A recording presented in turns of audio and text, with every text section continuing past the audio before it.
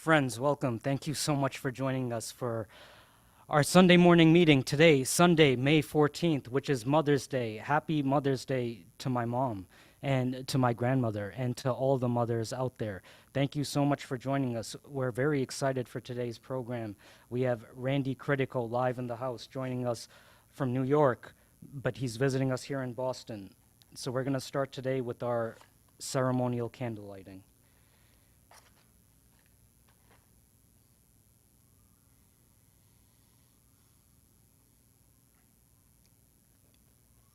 So our candle is lit, and so we begin. This candle is for all the mothers on Mother's Day. So to start us off, I'm going to pass the floor to our music director and our interim administrator, Dean Stevens, and he's going to kick us off this morning. Dean, take it away. Good morning. Welcome to Community Church of Boston. I wish we had what we had 1 year ago, which is 4 women virtually reading this proclamation. For the sake of imagination, I hope you can go back to 1870 and pretend like I am Julia Ward Howe reading her proclamation. Arise, all women who have hearts, whether your baptism be that of water or tears. Say firmly, we will not have great questions decided by irrelevant agencies. Our husbands shall not come to us reeking with carnage for caresses and applause. Our sons shall not be taken from us to unlearn all that we have been able to teach them of charity, mercy, and patience. We women of one country will be too tender of those of another country to allow our sons to be trained to injure theirs. From the bosom of the devastated earth, a voice goes up with our own. It says, disarm, disarm. The sword is not the balance of justice. Blood does not wipe out dishonor, nor violence indicate possession. As men have often forsaken the plow and the anvil at the summons of war, let women now leave all that may be left of home for a great and earnest day of council. Let them meet first as women to bewail and commemorate the dead. Let them then solemnly take counsel with each other as to the means whereby the great human family can live in peace, each learning after his own time the sacred impress, not of Caesar, but of God. In the name of womanhood and of humanity, I earnestly ask that a General Congress of Women without limit of nationality may be appointed and held at some place deemed most convenient and at the earliest period consistent with its objects to promote the alliance of the different nationalities, the amicable settlement of international questions, the great interests of peace.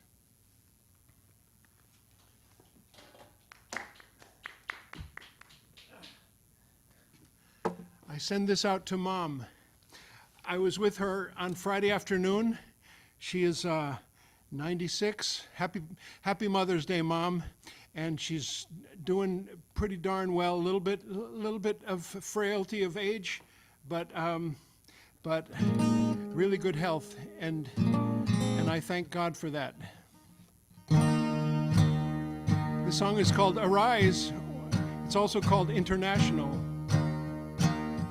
Just like Julia Ward Howe, arise. Rise up, you lonely wanderers. Rise up, you hungry people. The hurricane is flooded. The land will soon be flooded. The past is dead and over. Rise up and claim your freedom. You are the sleeping giant. Arise, arise, arise. Do not beg for your salvation from preachers, kings, and masters. The people hold the power. Arise and claim your freedom. The powerful and wealthy, they are only human beings. On earth we are all equal. Arise, arise, arise. Because in the end, freedom will be international.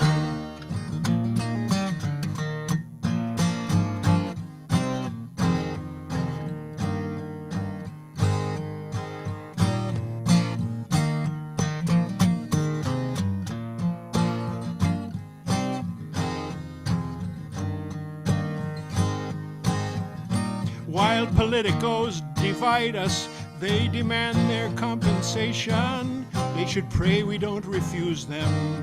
Arise and claim your freedom.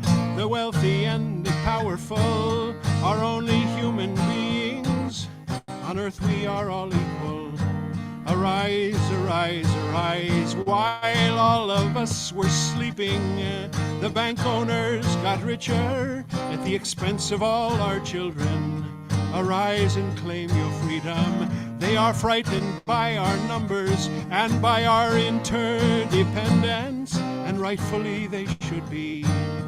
Arise, arise, arise. Because in the end, freedom will be international.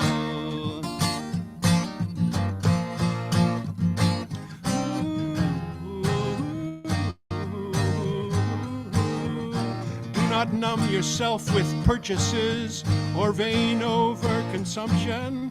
Do not isolate your spirit. Arise and claim your freedom.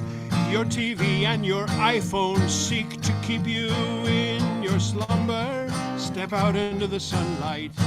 Arise, arise, arise, rise up, you lonely wanderers. Rise up, you hungry people.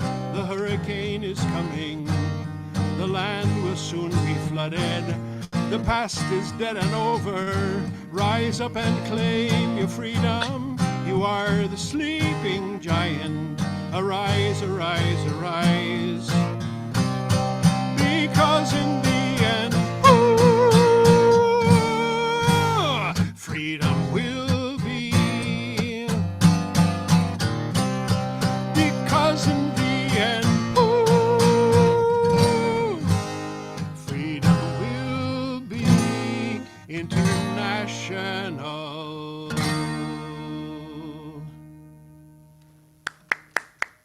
Thank you. Great, awesome. Thank you so much, Dean, for that music and for that reading. That was really great. We're going to hear more songs from Dean later today in today's program. So I'm really excited. First of all, let me just say thank you so much to everyone who's joining us, everyone on Zoom, everyone on YouTube, everyone here in person. So thank you. It's so great to have you here with us this Sunday morning on Mother's Day, very special day. So, okay, Dean's given me our schedule here, and I'm going to read off some upcoming events. So on May 21st, which I guess is next Sunday, we have Reverend Barry Lynn speaking here, and the title of his address is called A Life in Three Acts: Peace, Porn, and Prayer. So that sounds really interesting. Okay, the week after that, the Sunday before Memorial Day, my friend Marty Schatz, Dr. Marty Schatz, he'll be speaking, yeah, and the title of his address is Keeping President Kennedy's Struggle for World Peace Alive. On June 4th, we have Ann Seba speaking, and the title of her address is Ethel Rosenberg, The Short Life and Great Betrayal of an American Wife and Mother. So we have some really great programs coming up. Join us in person, or join us on Zoom, or join us on YouTube, whatever works for you. So I'm really excited today to introduce our guest speaker. No, not yet. There's more music first. Okay, never mind. We're not introducing the guest speaker just yet. There's more music first. We have another song coming up. So I'm going to pass it back to Dean for another song. I want to add to Amar's list of Sunday announcements a couple of things that have just recently come up. June 8th, it's a Thursday night. We are going to feature Phil Weiss. That is Phil Weiss, the founder and director of Mondo Weiss, which is premier, let's say, clipping service and news service on Palestine. And this is a really remarkable opportunity that we will have to host him. We will have a reception, and then a program, an evening with Phil Weiss, and we'll have music as well. That's June 8th.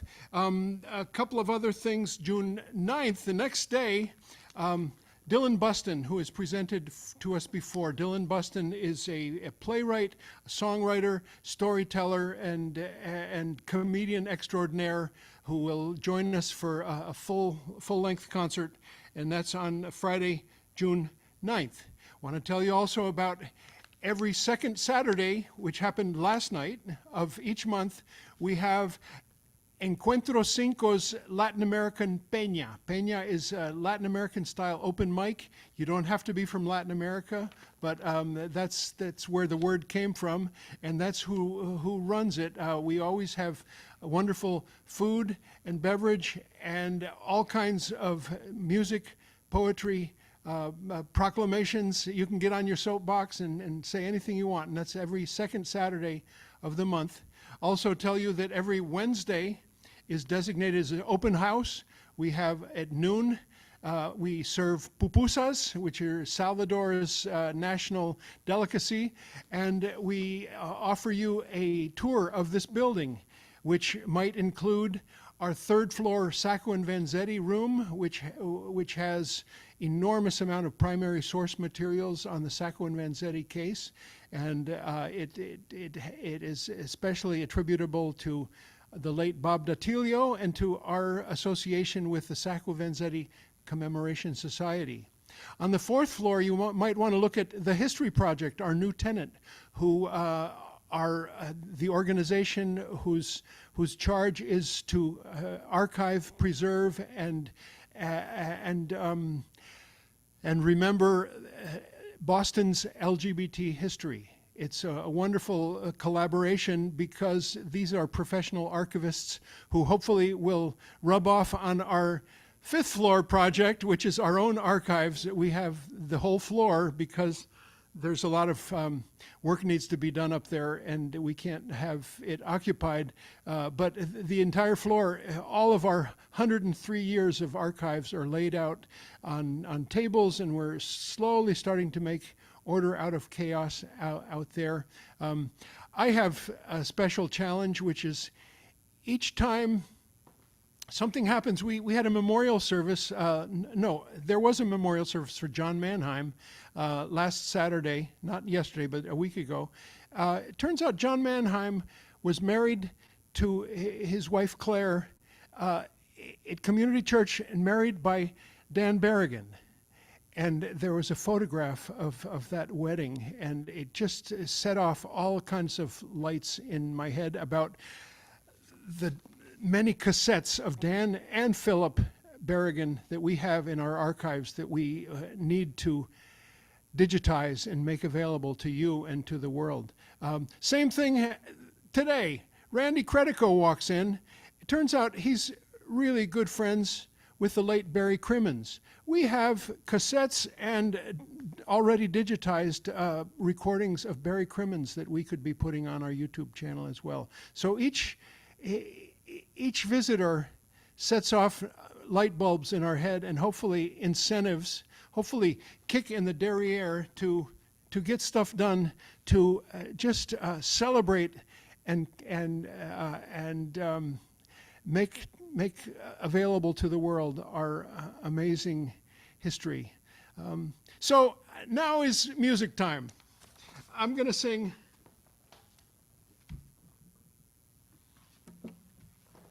one song that's about me. But what I say is that it used to not be about me. When I wrote it, it was not about me. Now it's about me. And you'll understand when I tell you the title of the song. It's called Old Man in His Garden.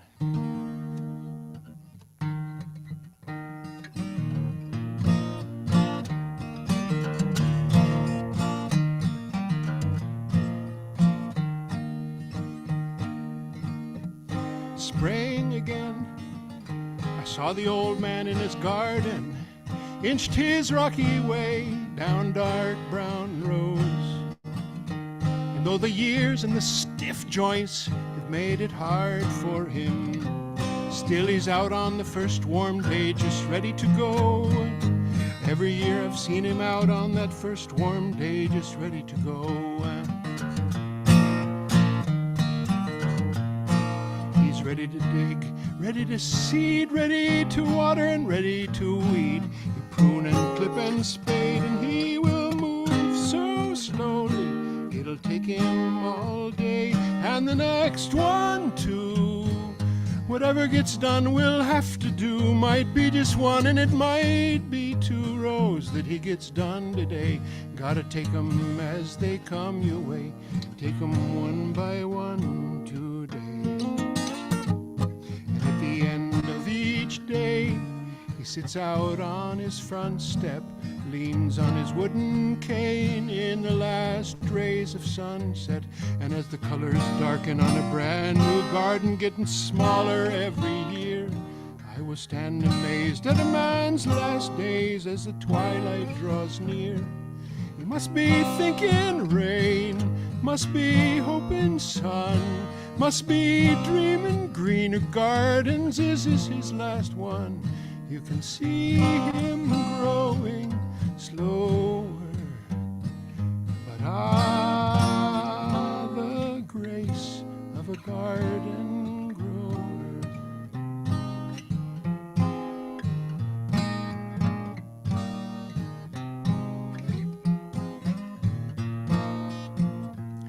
When I'm old, I want to stand out in a garden. I want to gaze on the work of my hand. When I grow tired and slow, I want to rest assured that the fruit of this work is the bounty of this land. I want to leave it a better place. I want to give it more than I take.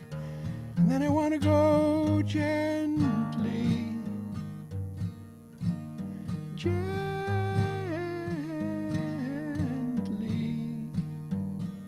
and I'll be thinking rain, I'll be hoping sun, I'll be dreaming greener gardens when it's my last one. You can see we're growing slower, but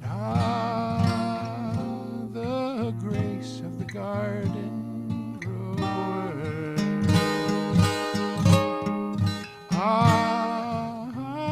The grace of a garden grower.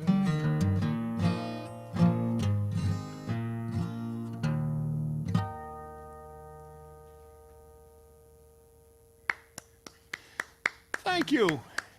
And I'm going to offset that one with a song about unbridled, boundless youth. And I thought of this song because we've been hosting Randy Credico this weekend, and I found out about several wonderful coincidences that we share. First, he was born and grew up in Pomona, California, which is right next to where I went to school. And next, that we have both have this connection to Nicaragua, where we both spent significant amounts of time during the 80s. And I'm sure we'll get him to talk about that a little bit. So this song about boundless youth comes from my friend, the late Salvador Cardenal, who was a really amazing, important songwriter from the early Sandinista revolution, the years, the decade after the triumph. And he toured the whole world with his sister, who's named Katia Cardenal. Their group was called Guarda Barranco. And this song is called I Am Youth.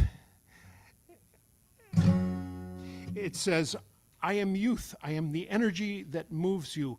I am a landslide, a combination of fire, snow, anger, and wise desire. And if your world is down, I come to lift it up. I am youth. In my backpack, I have more than books. My dignity and all the filthy gold in the world cannot buy from me my love for justice and equality. I am youth. I challenge you to walk with a young heart that wants to change the world and respect the good dreams of a heart that has not been corrupted, the dreams of a young heart that wants to change the world. Soy juventud.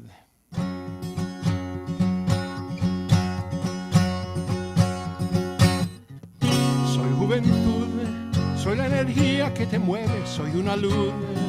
Combinación de fuego, nieve, rabia y ganas, sabes, y si estás caído, yo vengo a levantar tu mundo. Soy juventud, en mi mochila hay más que libros, mi dignidad, y ni con todo el oro sucio de este mundo loco se puede comprar mi amor a la justicia y la igualdad. Soy juventud, te reto a andar con alma joven, que quiere cambiar el mundo, a respetar los sueños buenos y un corazón que no se ha corrompido. Las esperanzas tan sencillas y un corazón que solo quiere amar la vida. Por querer esta tierra de bosques frondosos, con sus pueblos de ensueño y gente consciente de poetas obreros, cantor, campesinos, trabajadores, jóvenes dueños del porvenir. Soy juventud, te reto a conocer las calles donde se protesta y se murmura a gritos sordos. Los poderosos no componen nada. Las criaturas van pidiendo un peso y a casa llevan solo el peso de la vida. Por querer esta tierra de bosques frondosos, con sus pueblos de ensueño y gente consciente de poetas obreros, cantor, campesinos, trabajadores, jóvenes dueños del porvenir. Soy te reto a conocer tu pueblo, humilde y generoso, a compartir en la pobreza, hamaca, cielo y luz de quiebra plata. Te reto a andar lados volcanes y a defender la patria bella en que nacimos. Por querer esta tierra de bosques frondosos, con sus pueblos de ensueño y gente consciente de poetas obreros, cantor, campesinos, trabajadores, jóvenes dueños del porvenir. Soy juventud, soy juventud, soy juventud, soy juventud, soy juventud. Soy la energía que te mueve, soy una luz. Combinación de fuego, nieve, rabia y ganas, sabes, y si estás caído, yo vengo a levantar tu mundo. Soy juventud, en mi mochila hay más que libros, mi dignidad, y ni con todo el oro sucio de este mundo loco se puede comprar mi amor a la justicia y la igualdad. Soy juventud.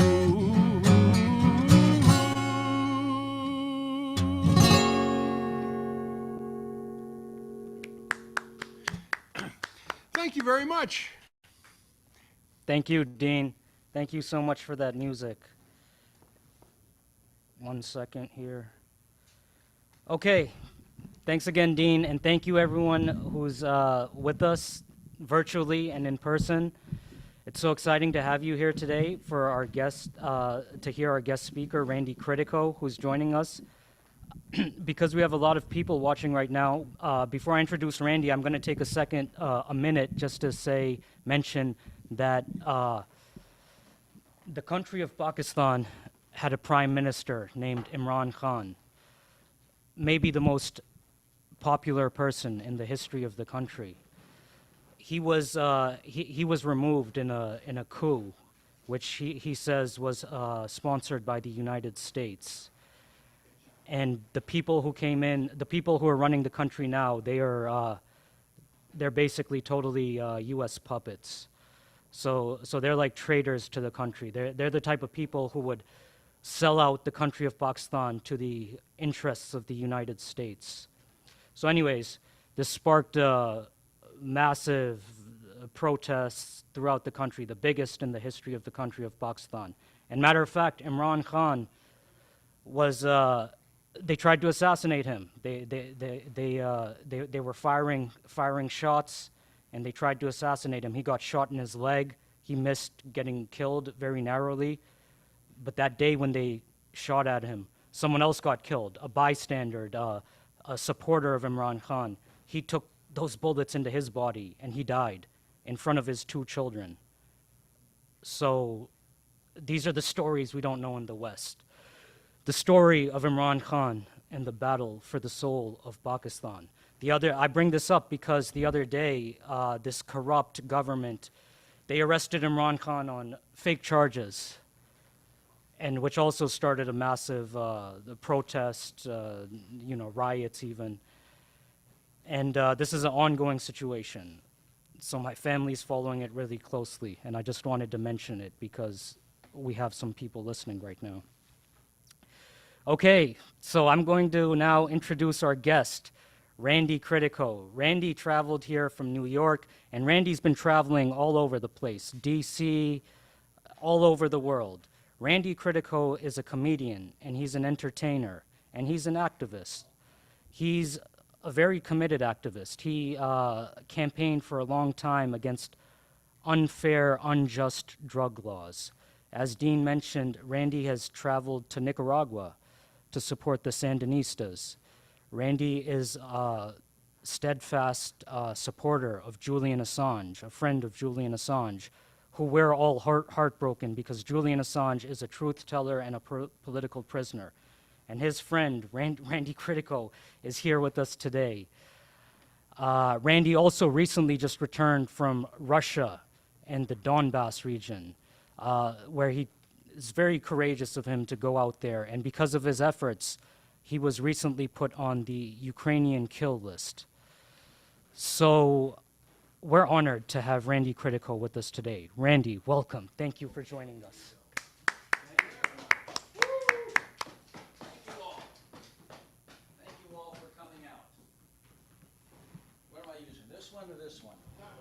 Here? Yeah. All right. Very nice. Thank you all for braving this cold weather and coming out today. No, it's actually quite nice. On Mother's Day, it's good to see people here. Dean Stevens, thank you for inviting me. Amar for showing me around, picking me up at the train station, putting up with my fits of anger because I was exhausted from that long. It's been a long month for me, a very long month, and I'll get into that. Can you hear me okay? All right. Very good work, Dean Stevens, and I've been looking forward to being here for a long time. It's been a long time since I've been in Boston. This city has, its history has had a big influence on my life. Theodore Parker, of course. We're not going to get into Theodore Parker, I don't think so, maybe, but the abolition movement in this country, in this city, back in the 40s and the 50s and the 60s, Theodore Parker was really like the greatest, guy that I'm just totally obsessed with. He's buried in the Protestant cemetery in where is it? Not Venice, but somewhere in Italy, along with one other, and that is, I think, Richard Hildreth is buried there. By the way, my name is Randy Credico, and I am an alcoholic. No, just to start that out. It looks like this is the wrong meeting. No, but the wrong meeting. It's the one next door. But the city itself, I used to work here a lot back in the 80s. I'd come here, I worked as a comedian around the corner at a place called Nick's, and you mentioned Barry Crimmins. Crimmins brought me into Stitches, and Barry Crimmins certainly is someone to remember and honor. He was big inspiration. And the day he died, Julian Assange put out a tweet. Maybe Anonymous Scandinavia can find that tweet and put it back out. about Barry, about his commitment and what a loss it was, because this guy was not only a great comedian, but a great activist, whether it be for labor, women's rights, LGBT rights, whatever it was, against the war, against the prison industrial complex, you name it, Barry was always there on the front line, Paul Robeson style. And 1988, Barry, along with Jimmy Tingle from this city, another great political satirist, and two others, and I had an organization called Humorists Against War. And it was founded by me and William Kunstler. And we did fundraisers. We raised enough money to take a group of us down to Nicaragua and tour. You know those USO shows that Bob Hope used to do? Well, this was the flip opposite of that. We were US out shows. And we worked, and I'm sure you've seen some of these buildings in Matagalpa or Esteli, where there's no top. It would be raining. There was no ceiling in some of the venues that we worked. And Barry was really great. I started doing my comedy in Nicaragua way back like 3 years earlier in front of the U.S. Embassy, which we called Bates Motel in Managua, which put me in not good standing with the U.S. ambassador there when I lost my passport and needed another one. But so Barry, throughout, I mean, always was there's no one like him right now, including myself, no one like Barry, creatively, humor-wise, and his commitment. Not, a lot of comedians will do comedy and they'll do their podcasts and everything, but getting on the front line like Barry did, to be an activist, he really was a role model that I wish more people who describe themselves as political satirists need to watch Barry, because he was Mark Twain along with Paul Robeson combined. And so I just wanted to make that tribute to him, and thank you, Dean, for bringing him up. I've been an activist, I'll say it, work in Boston, I said. Last time was 1997 that I worked here. And so it's great to be back here. It really is great to be back here. And I started out in comedy when I was 20 years old, way back in the 1970s. I was 74, 75. I was actually 19. I was working clubs in Las Vegas, open lounges in Las Vegas. I was able to get a gig, and I did impressions. I'm actually a good mimic. Back then, I would do stuff that was non-political, even though I was an anti-Vietnam War activist. When I got into comedy, I was doing just regular impressions, with the exception of Richard Nixon. It was all like, back then it would be James Madison, Jack Nicholson, people like that. I would be doing impressions. And I was actually a very well-respected, and I got a lot of attention there.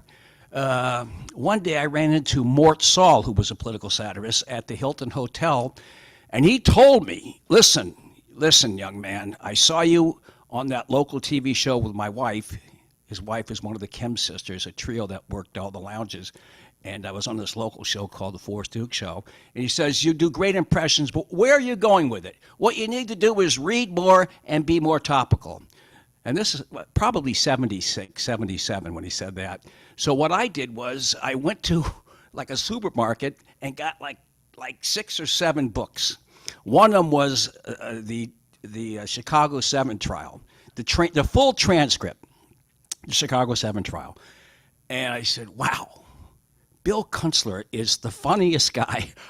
I mean, his antics in the courtroom and his back and forth with the judge and the people that went on the witness stand was just so amazing, mind-blowing how quick he was on his feet and how funny he was, and that made him so effective.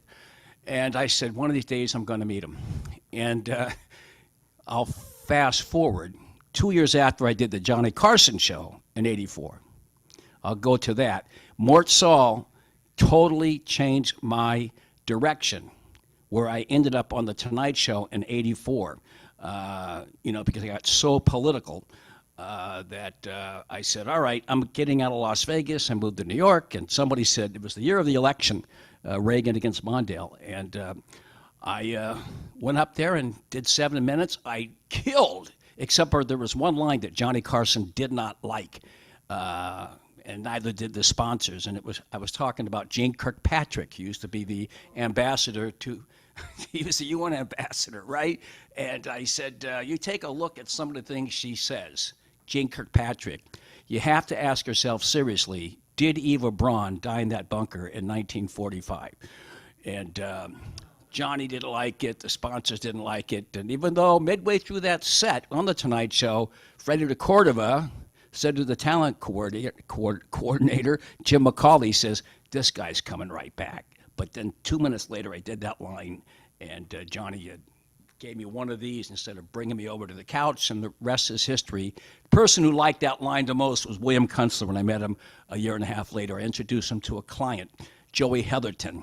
Joey Heatherton was a singer, an actress who was out on the lam, and I ran into her. I knew her from Las Vegas, and she needed a lawyer, and she was facing a lot of time in prison. So I just out of the blue called up Bill Kunstler. He immediately said, bring her over. And she and I had a falling out. She and Bill had a falling out, but Bill and I and his family became very close friends. And Bill Kunstler really changed my life from that point forward, using my comedy, using the court of public opinion to try to, change things as much as you can. It's not easy, it's incremental, it's hard, being in the trenches, but using whatever facility you have, faculty you have, to try to affect some kind of change. And that's what I put my mind to. I did benefits with Bill Kunstler for the Attica brothers, because he was their lawyer, representing them in '71 when they were like 40 were murdered by state police. Bill Kunstler was there and was their spokesperson. They trusted him. And so I did a benefit in '91, the 20-year anniversary, and many more. As I said, he helped raise the money for us to go to Nicaragua. But guess what? He had a case the day that we were going down there, and he couldn't come. So Bill Kunstler, we had to go without him. But without him helping out, we wouldn't have raised the money to go down there. So that was Humorous Against War. And, I continue to do, I'm really working off the top of my head here. I don't have a speech. I was telling Dean that I subscribe to the school of thought of cynicism I think it's Aristophanes, but most importantly to my life was Diogenes. Diogenes, the guy who went door to door with a lamp in Athens looking for a honest man, door to door with his cane, and he had a dog. I always have a dog with me, going door to door looking for an honest man, and he said a lot of great things, but he was only into the spoken word, not the written word, and he and Plato had a lot of differences over that, but he ruled out. And maybe it's because I'm lazy. I can't read. Some people can read speeches. Some people who make it look like, wow, that they're ad-libbing that. But I can't do that. So that was my style, by the way. When I was working in Las Vegas, I worked lounges to begin with, and you do 6 shows a night, and you'd have the same people at the end of the bar playing a slot machine, and you couldn't do the same stuff all the time. So you end up working the room extemporaneously. So I did that throughout, I did my comedy. I did come to Boston. I did go to other areas. I worked on Bill Kunstler, by the way, died in '95. His last public appearance was with me at Caroline's Comedy Club. I was telling Dean that I had traveled around the country when his book came out, My Life as a Radical Lawyer. And when it came out, I traveled around the country because he was not well. He died almost at the end of the year. I was with him in January, February, March, and again in June or something like that. And I said, Bill, you're a funny guy, man. I travel with him. He's working these bookstores, and which don't exist anymore. I think all bookstores have gone. You can't work on Amazon. So Bill was just such a great public speaker. And he was humorous, and I said, let's go to Caroline's Comedy Club. A room that holds 350 people. Sold it out, and Bill got a standing ovation. I'm going to get you a copy of that so you can play it here sometime because it's hilarious. Bill Kunstler, called Kunstler Live at Caroline's, and he died 3 weeks later, so that was his very last case, and I mean, very last public appearance. And he just, right into the very end, this man was active in the courtroom, on television, pushing a progressive agenda, using his abilities to try to make things better for this country. Totally dedicated his life, William Kunstler. And I know he got the Asako and Vanzetti Award here. He's the first one. His wife told me, his widow told me, Margaret, that he got the very first Sacco and Vanzetti Award back in '78, and I'm looking forward to seeing the archives. Also getting that award, I remember this 2 or 3 years ago, was my friend and your friend and the world's friend, Julian Assange. He got the same award. So I hope I can find something up there in those archives about Bill Kunstler, if maybe his speech or something, Dean, afterwards. But because of him, Bill Kunstler, as a lawyer, and my father, who did 10 years in prison before I was born, by the way, the two Williams who influenced me. My dad did 10 years in prison, and we all became alcoholics, all the kids, all 4 kids. As a result of that, he was a great provider, but he had this anger, this anger, the scars of prison. What it did to him and our family, because he just impossible to shake. You got someone that just spent 30 years in prison. I've been around prisoners for the ensuing 13 years after Bill Kunstler died. I only went to prisons with the William Moses Kunstler Fund for racial justice, and it's because I couldn't get closure on my father's experience, and I wanted to do something about what he went through. The pain and suffering. He was in the same prison, if you saw the Shawshank Redemption, that was filmed at the Ohio State Reformatory in Marion, Ohio. And, where Tim Robbins and Morgan Freeman did fake time. My dad did the real time there. And he worked the TB Award, which was 100% African-American. He was a male nurse on that. So my father, an Italian-American, can you imagine that? Came out, that experience, he was good on race. Because a lot of the people from his neighborhood were not. Italian outside of Sacco and Vanzetti, it's hard to find a progressive Italian-American, seriously. Take a look at them today. Look at the politicians today that are Italian-American. It's a shame. I'm Italian-American. I know the neighborhoods that they were brought up in, and they're very, xenophobic.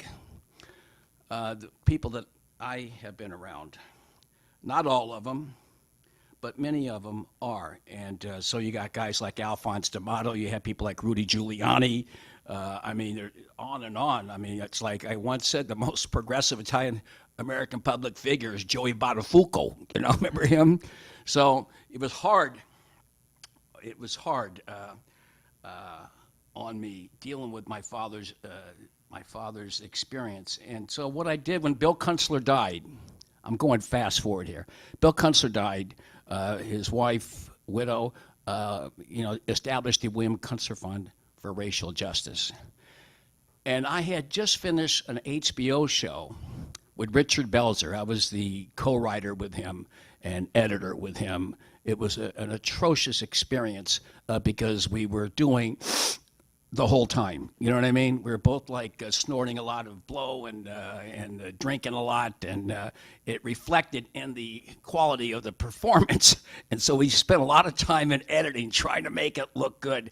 And when it was over, I said, I've had enough. I can't do comedy anymore.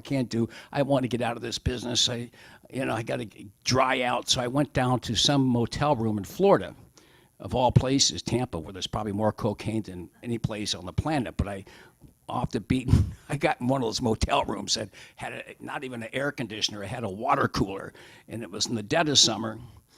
And from that, I saw a guy who was on C-SPAN on the anniversary of de Tocqueville's, his initial reason for coming here was to check out the penitentiary system in the U.S.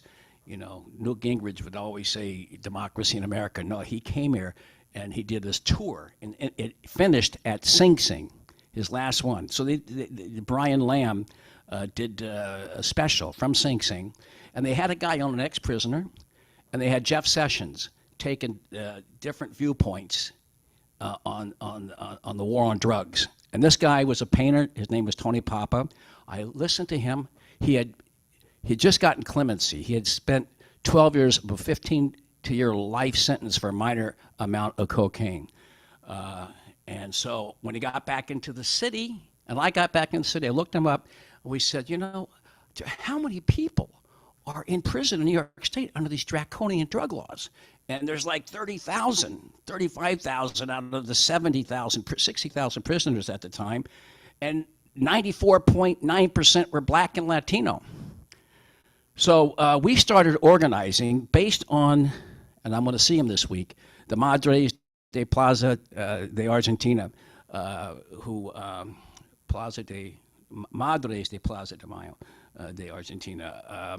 I'm going to see them. They inspired us when the U.S. backed coup in the dirty war in Argentina. It took off in 75, 76. These women started showing up in front of the what's called the Pink House there in this little rondo. The mothers of prisoners of disparecidos, people who had been murdered, kidnapped, and just dropped, many of them just dropped into the ocean in the middle of the night. 33,000 of them. And so they started organizing every Thursday at 3:30 to 4 o'clock, and I saw this, and it had such an impact on public opinion internationally that eventually this dictatorship came down. So I organized with Tony at the prisons, at the buses that go to prisons for families to spend a weekend or a day with their loved ones, going all the way from New York City to Buffalo to upstate Watertown. They travel 12 hours and get to spend 6 or 7 hours with their loved one up there, either their kids. And the stories were so horrendous. I'll bust out, you know, freak out if I bring up any of the stories, whether it be Terrence Stevens, black man, paralyzed from the neck down, spending 15 to life for possession of cocaine, a black man, paralyzed with muscular dystrophy, couldn't even move his head barely. Many of these people, there's so many horror stories, and we started out in front of Rockefeller Center with placards, with posters of the loved one in prison, with their mother outside, and suddenly this movement over the next year, 2 years, exploded. And so we spent a lot of time in front of Rockefeller Center. What was his name? Cardinal, what was O'Connor? Even he came over there and joined the cause. And all the lay people from the nuns from that church, St. Patrick's, would join us. So it really took off. The stories were so horrendous, so racist and draconian, these laws, which set the the tempo nationally. You know, Nixon started the drug war, and Rockefeller really exacerbated it. And the first 3 strikes and you're out. It was 1 strike and you were out. If you were black and Latino, if you're white, you'd never get busted. So, but the laws changed. The Madres de Plaza de Mayo, I went down there with Tony Papa in 2004 and got 4 of them, whose sons all disappeared, were murdered. 4 of them in their 70s and early 80s had come to New York City. They went up to Albany with us, with some prisoners, along with Tony. And we went to Albany. We lobbied Governor Pataki, Speaker Sheldon Silver, and Joe Bruno, the Senate Majority Leader. And within 2 weeks of them being there, they advocating on behalf, see, they understood what these laws were about. Their kids weren't in prison like their kids were murdered. They were murdered because of their political activism, being a labor leader, a student leader. They were murdered because they had political thoughts. The people in New York, their kids were, they understood it was political. It was a political decision to go after people of color. So they understood it more than the people whose kids were in prison. And they had such an influence that they had a committee conference, and within 5 months, it was all because of these women coming up there at the end. Although there were thousands and thousands of stories and demonstrations, and it was really getting big. But the mothers put the ball into the hole on the 18th green, and the laws changed. And most of those people that we were associated with got out of prison. They got resentenced, and I really ascribe it a lot to these women. It was a great arc, how being dedicated and steadfast and really mentally into it. If you do it, don't give up. Things can happen. And that's brings me to Julian Assange. I'm trying to get everything in here. You know what I mean? It may not be in chronological order. I may go back a little bit, but that was 2000. That was 2005. That the laws, the people started getting out. By the way, in 2009, I went back to Albany one day, dressed up as Diogenes, with a what do you call it? A lamp in my hand with a candle inside of it, dressed up with a beard and a toga and all of that, looking for an honest man in the state Senate. It got in the New York Times, AP, Greek TV, Spanish TV, just this one photo and an interview with some reporter up in Albany. But I did that quite often, including during Occupy Wall Street. I would dress up as Diogenes, and so that none of the cops would really bother me because I looked like I was 1,000 years old, and I'm walking like this with a lantern in my hand. But 2015, I got involved. I call it the Prison Blues Brothers, with a guitar player from Chile and three activists dressed up in prison gear, black and white, standard black and white, going out in front of the controller's office in New York City and the state because they had investments in private prisons. We were out there within 2 weeks. The state got rid of all of their investments in private prisons. They didn't want this activism to be out there every single day. They were embarrassed, and then the local controller, Scott Stringer, finally divested. So BDS could work.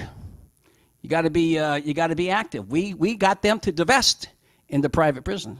It's amazing. Within a very short period of time. And then 2000, I used to work with Grandpa Al Lewis from the Munsters back in 1999 for like 3 or 4 years. Every Saturday had a prison show. Basically, he and I went to prisons all the time. Al Lewis and I. He was a real activist. He used to run guns to the Black Panthers. I mean, the guy was. Everyone looks at him like, oh, he's just. No, Al Lewis was a committed individual back in the 20s, and people were thrown out of their and 30s, and people were being thrown out of their apartments on the Lower East Side. Al and his mother and others would go because the marshal would throw them out. They couldn't pay their rent. They would go and take and unlock the door and bring all their furniture back in. Is what Al used to do.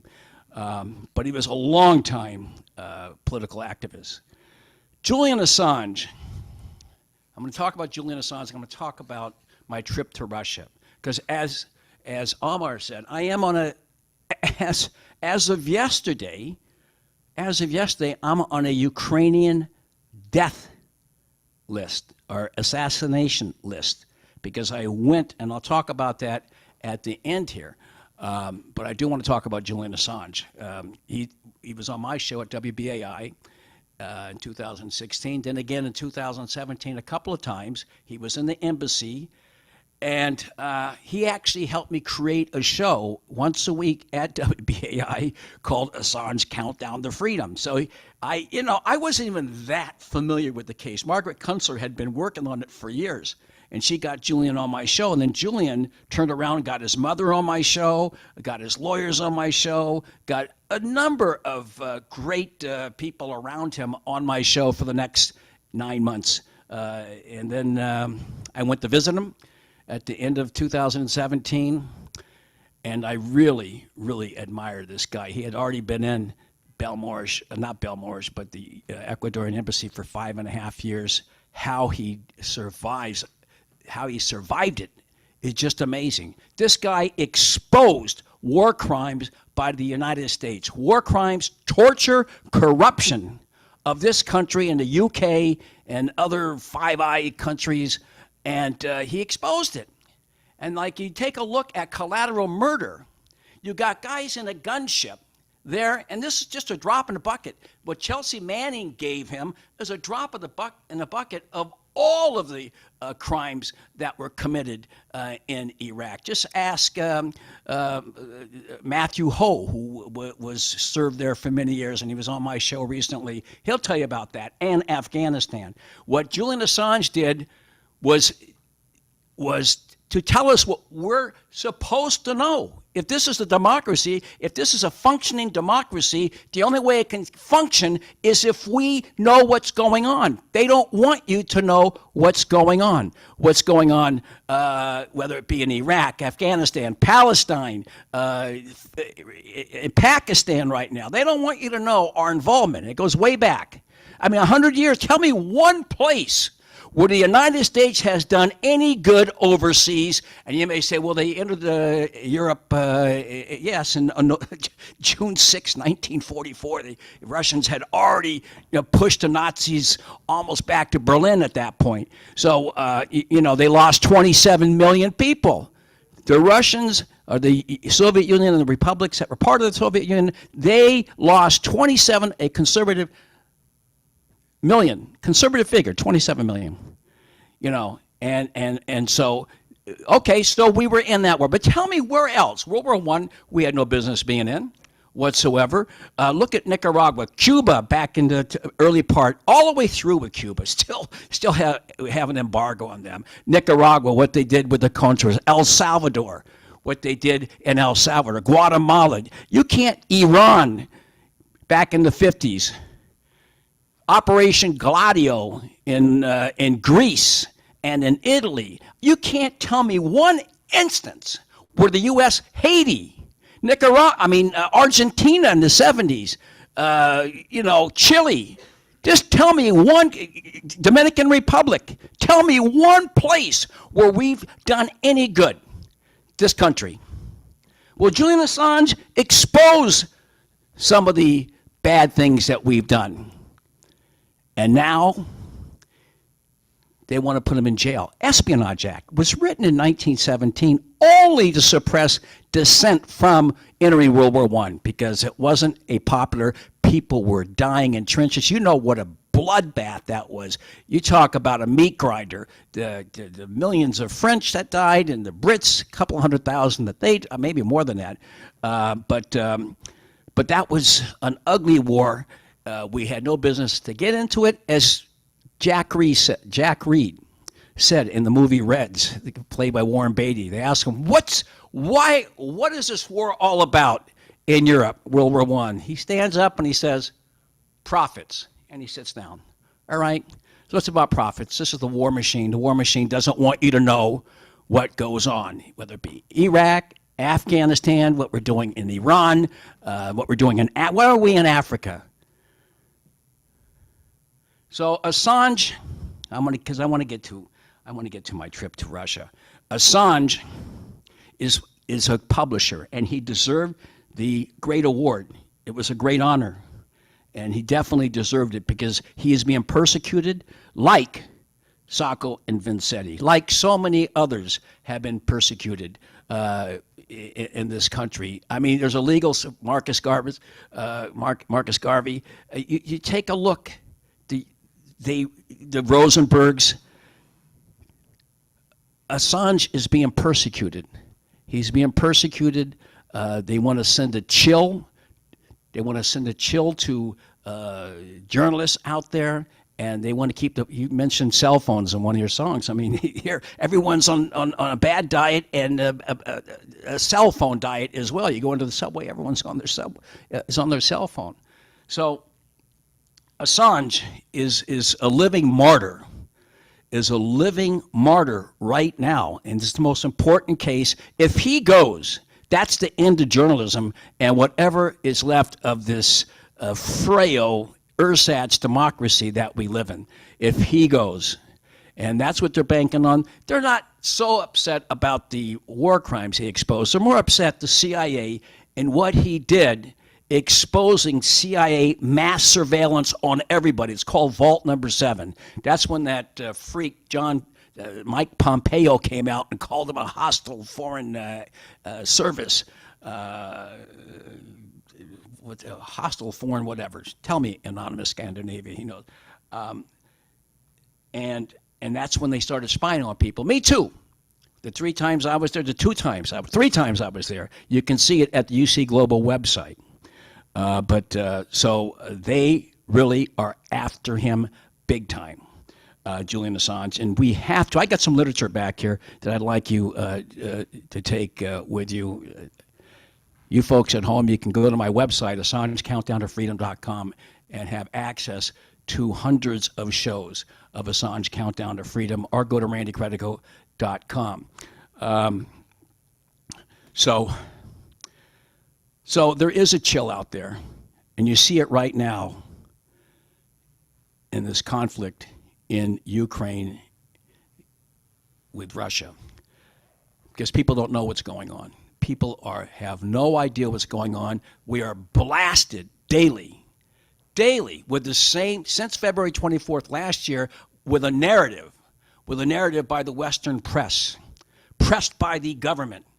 They're obedient servants right now. They may as well move, the MSNBC and CNN should just move into the West Wing and let John Kirby write everything out for them, because you're getting nothing but one-sided propaganda, and people are, I understand, people's sympathies are visceral, and if they're being told that the Russians are monsters, that the Russians are, everything is bad, Russia, and every single day, and the Ukrainians are great, and the Ukrainians are freedom fighters. That's all you hear on a daily basis around the clock. And who's going to benefit from this escalation of the war? You'll benefit, because that money will trickle down from Raytheon to this city, right? You'll get. I grew up during the Vietnam War. There was a General Dynamics plant and a Kaiser Steel plant, and our city was flush with money. So the citizens of this city are going to be flush with money, but it's based on killing people in a war we should not be involved in. We should not be in the war in the Ukraine. We should not be escalating this war, because it's going to get really bad, and it may lead. Russia's not giving up. I saw things there. When I went, I decided I got tired of watching the same stuff every single day on television or reading the same stories. Let me go look for myself. So I went by myself with a couple of journalists in Moscow. First of all, I spent 5 days in Moscow. And, they said everyone's standing in line for bread, and there's soup kitchens, and they're selling apples out of barrels. Just the opposite. That's happening in New York. You see people all over the streets and people in bread lines. I got picked.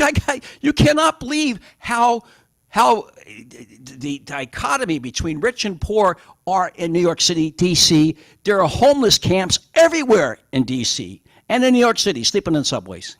I didn't see any of that in Moscow. I didn't see anybody sleep in the subways. And by the way, you could eat off the subway tracks there. I mean, it's the cleanest subway I've ever seen in my life. Or Moscow, in the most beautiful city. And the business, there was nothing. They're lying to us about the sanctions. The sanctions are not hurting them. They're hurting us. Look how high gas is right now. The sanctions are hurting us, and they're hurting Europe, and they're hurting the UK. But you know who they're not hurting? Raytheon, Honeywell, Lockheed. I got to see some of Lockheed's work when I was in Donetsk. That's what I did. I traveled from Moscow after 4 days and seeing how beautiful it was, how clean the city was, how beautiful the buildings and the lighting, how friendly people are, in spite of what you hear. Then I took a train to Donbass. And once I got there, I had to take an armored car from Rostov, which is on the eastern border of Russia, into Donbass, an armored vehicle. I had no idea what I was getting myself into. I said I wanted to go. And so I'm in the first aid training. The day before I went, I'm in first aid training. I said, what's this all about? With 3 other journalists. And, they got all these displays. They got guys, with bulletproof vests and vests here, all this stuff. I said, wait a second. And I'm taking how to put your knee like this on so you can stop the bleeding if the arm peels off, And I said, my God, I'm 68 years old. I got the vision of Mr. Magoo. What am I going to do here? And after the training was over, I said, that's it.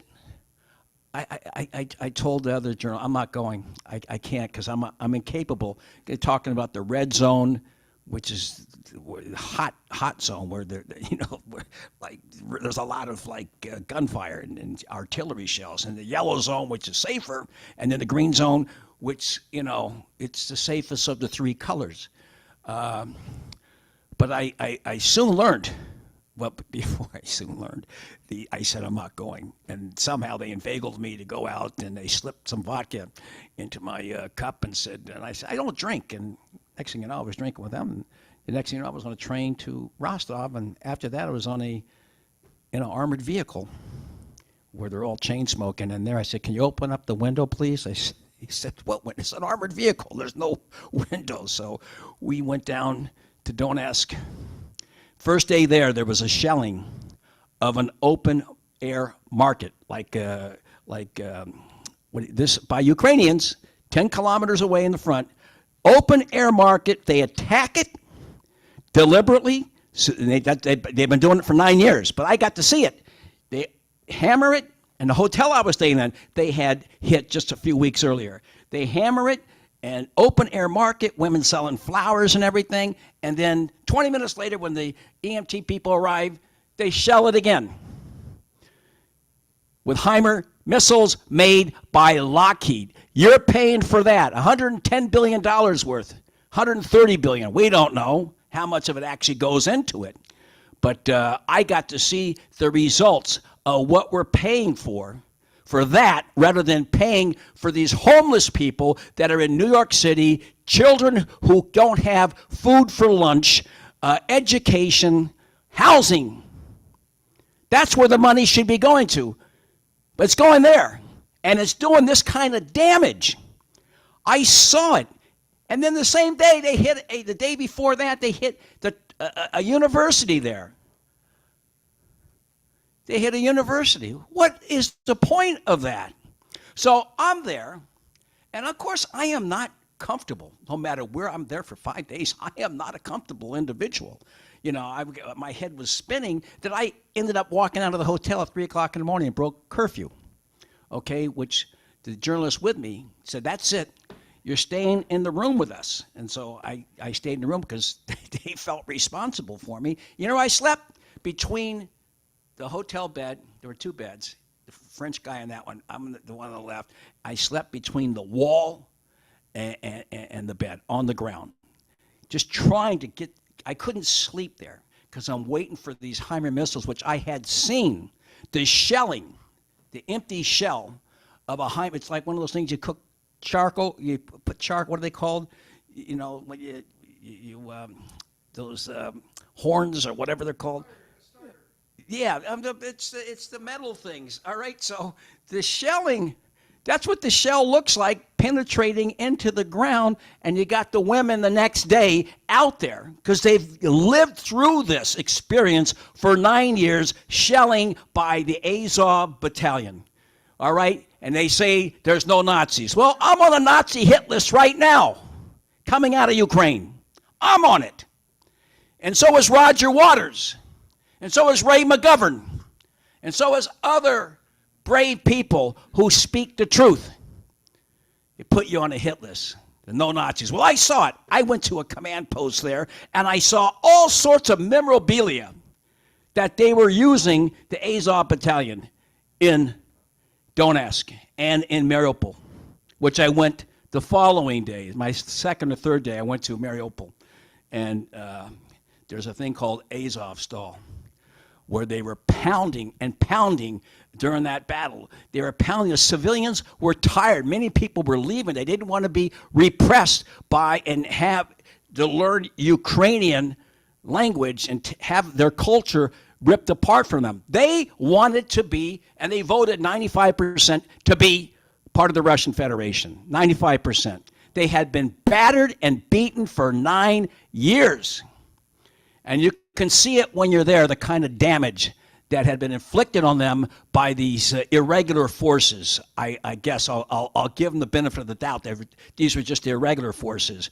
But they're 10 miles away. They're shelling Donetsk every single day. The day that I left, what do they do there Easter? The Russian Orthodox Easter. What do? At 5 o'clock to 5:30 in the morning, they shell that. And then 20 minutes later, they shell it again, 20 HIMARS, whacking the it could be Greek too, but Russian Orthodox Church in Donetsk, their big one. Donetsk. It's a difficult word to spell. Donetsk, I think. That's it. It had such an effect on me. You know, I met this woman. Her name was Valerie. I know I won't be able to get through this.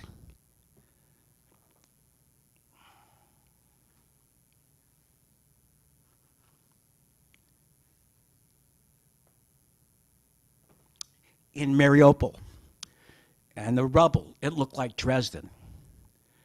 And in the rubble, there was this, it was a makeshift, I don't know what it was made out of, but in all the rubble, there was this, right across from the destroyed drama center, or drama theater, and the schools that had big holes from the tanks. And so I went inside this place with two French journalists and spoke. I said, I thought I could get a coffee there. Not only could I get a coffee, her name was, two women in there. They were 19 years old, and they had lived through this 9 years of repression by the Ukrainian Azov battalion occupiers, and all they said was that they have to go away. But she made me this. I said, "What happened to you?" She had lost almost all of her friends and family. She started because she could not finish the conversation. She wanted to change it, and she made a pizza for us. And they also had frankfurters there and some delicious coffee, and we talked, and she's communicated with me since, and I vowed, even though I'm on this kill list, I will go back. I've adopted her as my goddaughter. So, and I've done a lot of appearances, basically on radio and television. And I'm an emotional Italian. Okay, it's just my dad was the same way.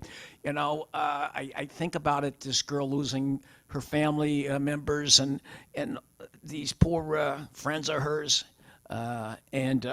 they said, "I wish that comedian not this one, the other one." There are two comedians in that area between Kiev and Donbass, Zelensky and me. I realized that week. But that comedian stinks, and you got to stay out of here, is what she said.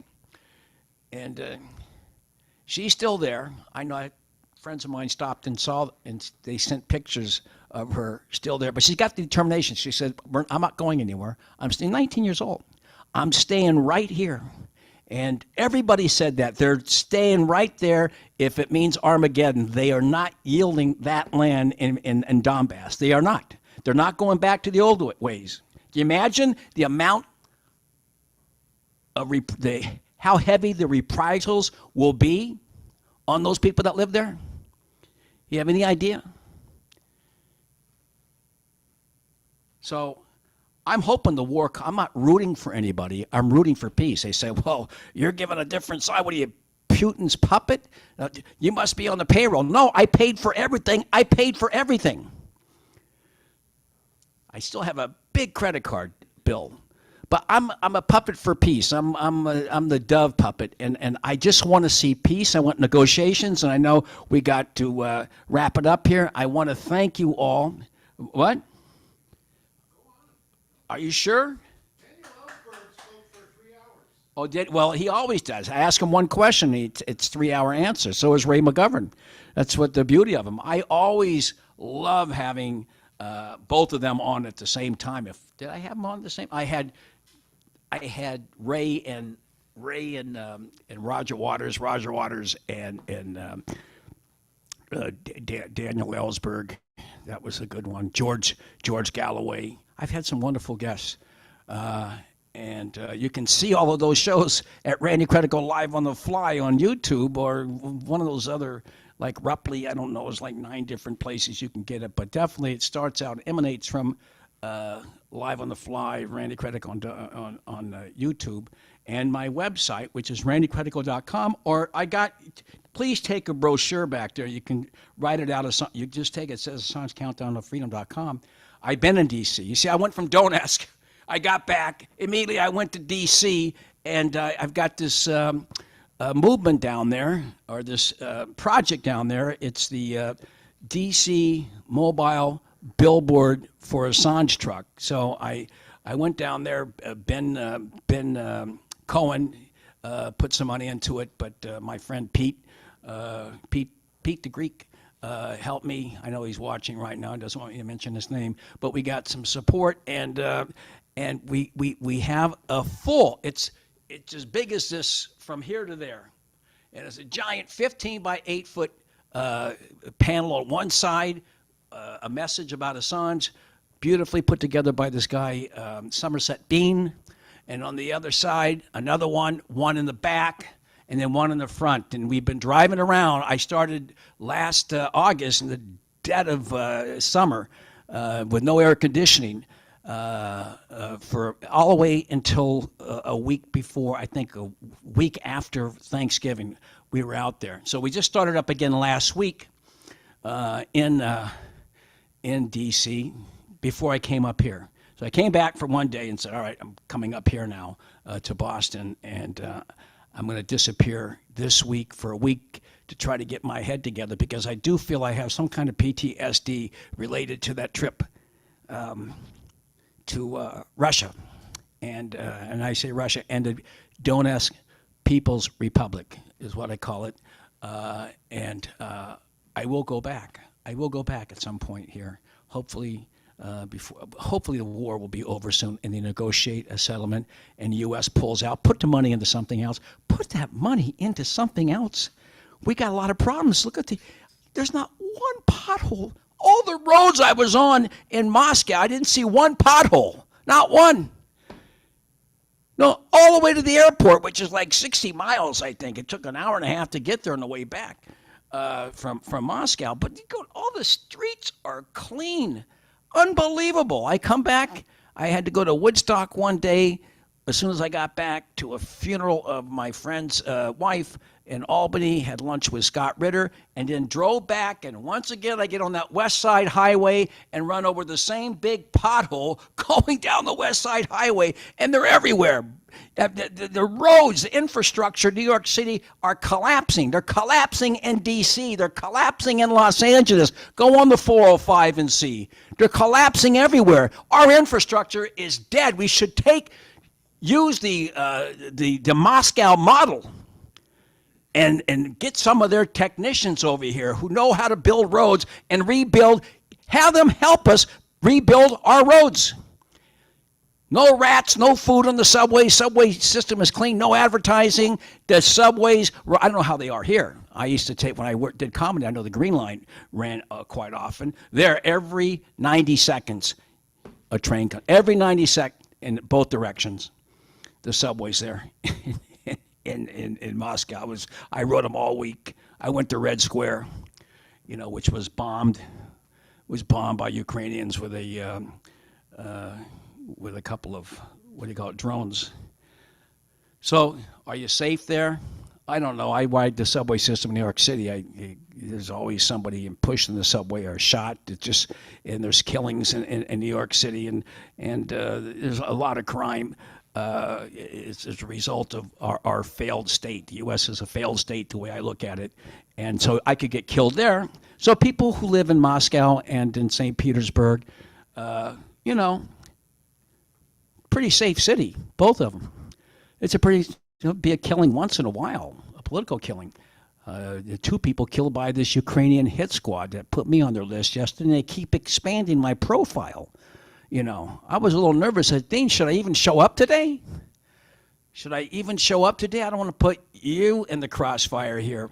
But I asked a friend of mine, Craig Murray, should I take this seriously? Craig Murray, the former ambassador from UK to Uzbekistan, a whistleblower, author, said, don't take it seriously, don't think about it. Roger Waters said, welcome to the club. It's about time.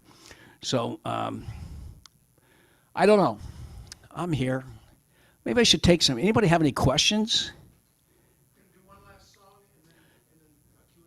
Why don't, yeah, you and I'll do a Q. Yes, I'd like to hear you sing one of your originals. Another one of your originals.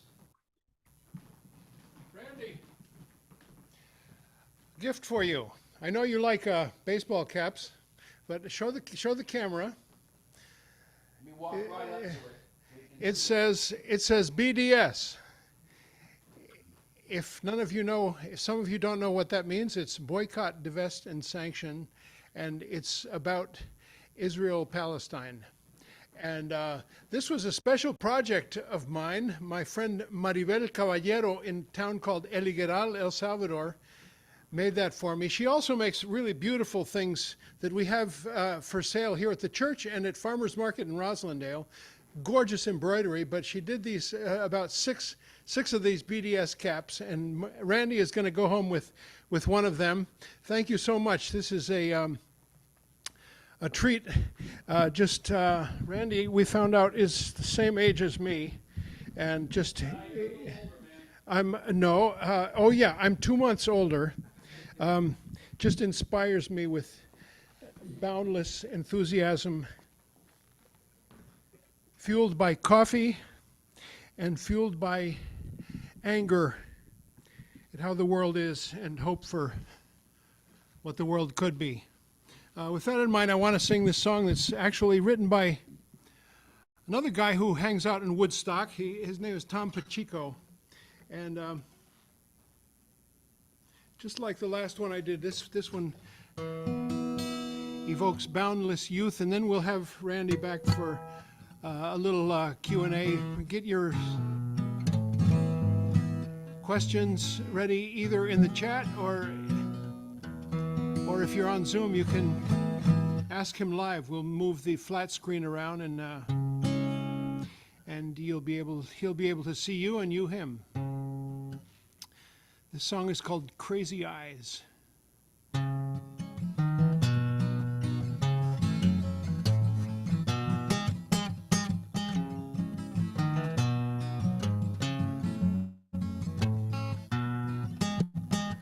Time clears all rain, all tears, and time remains, things disappear. In time heals all pain, all hurt. In time all dreams break through the dirt. I feel strong, stronger than King Kong, and it's been so long since I heard that songbird song. I can lasso the moon, hit it with a harpoon, swing it like a rocket flag, clouds speeding by. I can reach up so high as a shooting star flies, catch it like a feather from the sky. I can touch the galaxies, all explosions of heat, with no fear of defeat or doubt inside. I can run with the wolves, dance alone in the sand, laugh and not give a damn if I got crazy eyes.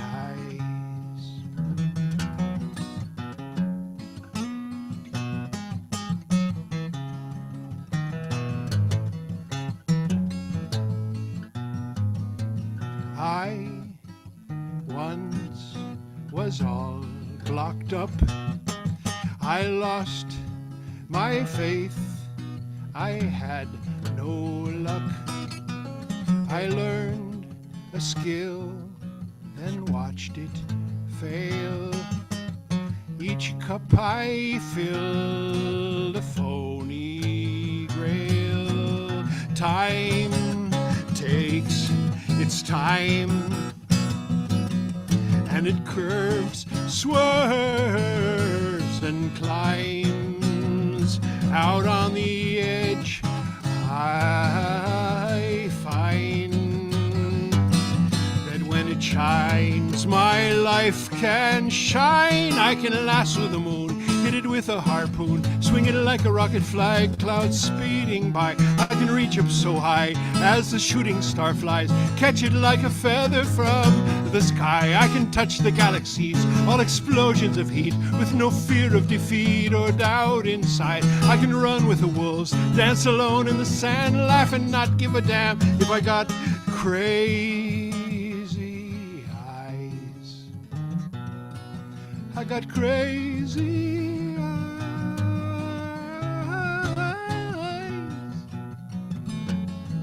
Randy Credico's got some crazy eyes.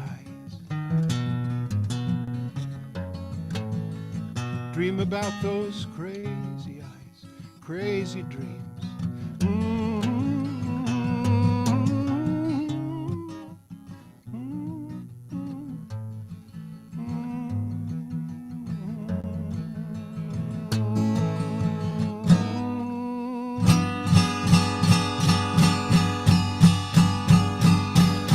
My favorite chord in the whole song.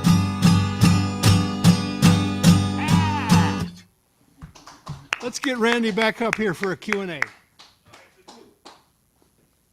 Great, awesome. Thank you, Dean, for that song.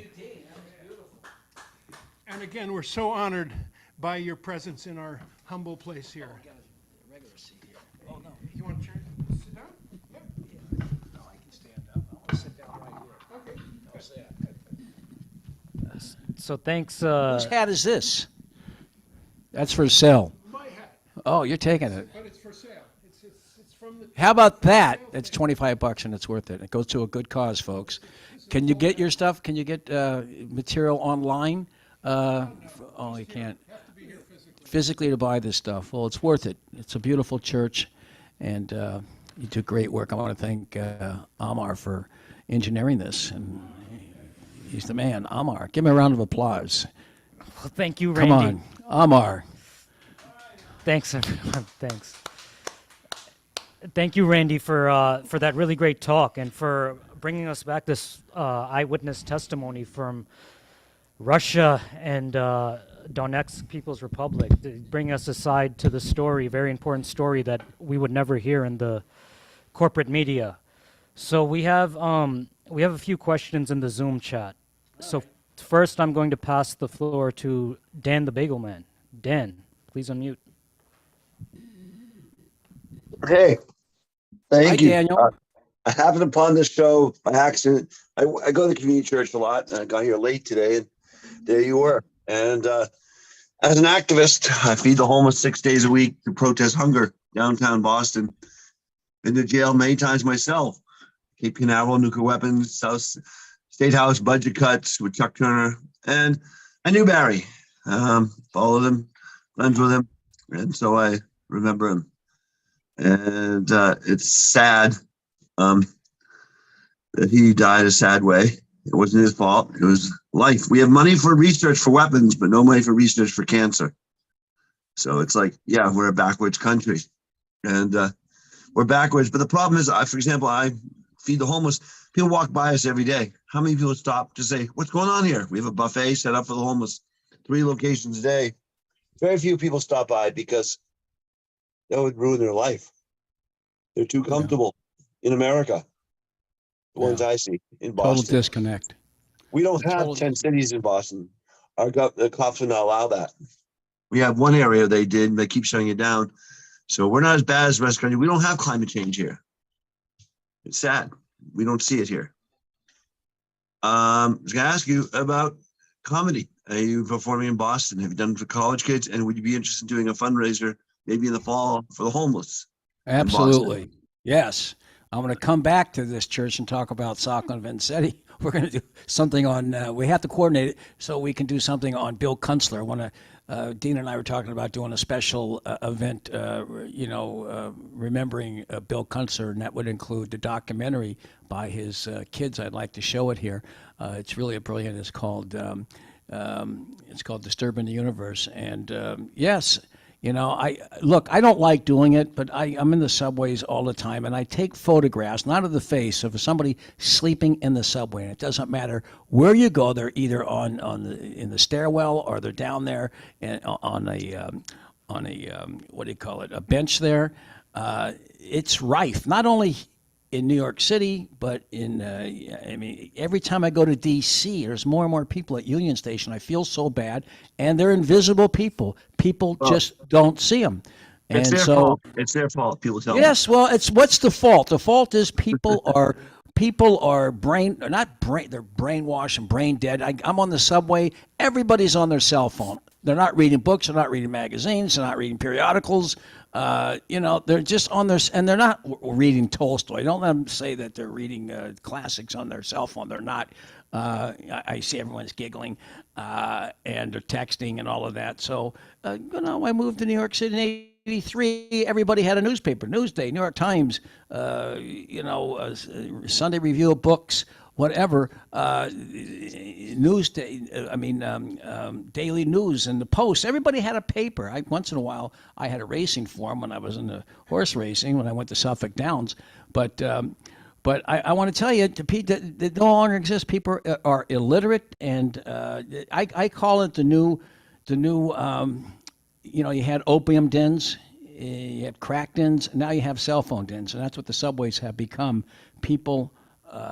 You can tell that they've been zapped by this cell phone culture, and there's got to be a 12-step program, a massive one, and get people off of them so they can start communicating. I think Tony Blinken's on his cell phone all day long with Victoria Nuland coming up with new ways to destabilize the world. They're always on their cell phone, but people need to get off and start. Like maybe they'll recognize there are homeless people. Someone that could except for the grace of God, there goes I. My group is Boston Food Activists. If you want to reach out to me, I can. Dean, those guys get my contact info. We'd love to come in the fall and maybe do a combination community church and Boston Food Activists event. Absolutely. Barry was always there for every cause, and just an amazing, indefatigable, and generous individual, a tremendous mind and tremendous talent. He's one of a kind. There's no one out there on the scene today, I can assure you, like that. Okay, no one. And even though one says they're a great political satirist, no one is in they're in Little League, and Barry was in the majors and in the World Series. That's the caliber that Barry was operating from. Yeah, no, we mix it up at our table. We have political signs that my friend Heidi made, the latest political issues right there on the street. So people see homelessness and politics, trying to wake people up. It's a challenge. All right, thank you, Dean. Thank you, and Bingleman. We'll talk to you. We'll get your information, okay? And we'll see you in the fall. Sounds good. See you in the fall. Great. Okay, so we have a few more questions. I want to take a second. I'm going to share in the Zoom chat and the YouTube chat a link to a documentary about Randy Credico. It's called 60 Spins Around the Sun. I watched it yesterday. It was really funny and really entertaining. It was great. So I'm going to share that link in the chat if anyone wants to check it out. And also, thank you. I'm also It was made by Laura Keitlinger, who's from Boston.